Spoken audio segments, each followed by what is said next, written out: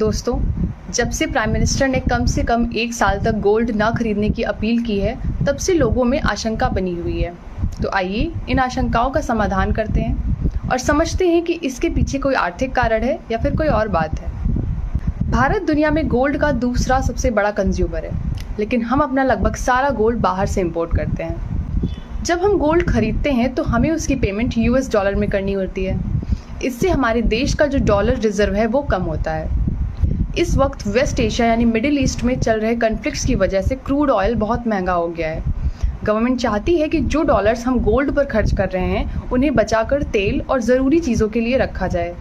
जब देश से ज़्यादा डॉलर बाहर जाता है तो इंडियन रुपये की वैल्यू कमज़ोर होती है। गोल्ड की डिमांड कम होने से रुपये को सपोर्ट मिलता है। इससे इकोनॉमी को भी फ़ायदा होगा। First of all, trade deficit कम होगा, यानी हम जितना सामान बाहर बेचते हैं यानी एक्सपोर्ट और जितना मंगाते हैं यानी इंपोर्ट, उसके अंतर को ट्रेड डेफिसिट कहते हैं।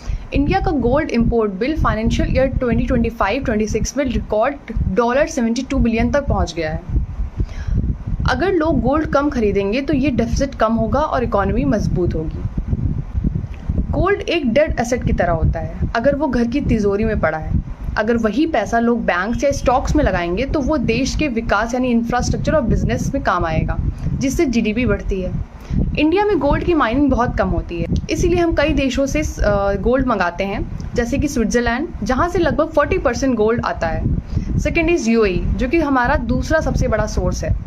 थर्ड इज़ साउथ अफ्रीका, जहाँ से लगभग 10% गोल्ड हम इम्पोर्ट करते हैं। इसके अलावा ये समझते हैं कि RBI और हमारे देश के पास कितना गोल्ड है। RBI रिजर्व्स में मार्च 2026 तक के डेटा के मुताबिक लगभग 880 मीट्रिक टन गोल्ड है।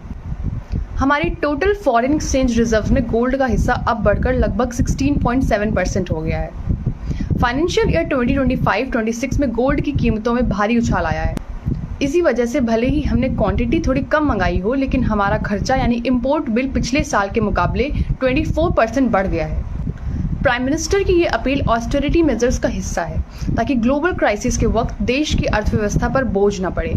अगर हम 1 साल गोल्ड नहीं खरीदते तो गवर्नमेंट को बिलियंस ऑफ डॉलर्स बचाने में मदद मिलेगी, जो देश की सिक्योरिटी और फ्यूल नीड्स के लिए काम आएंगे।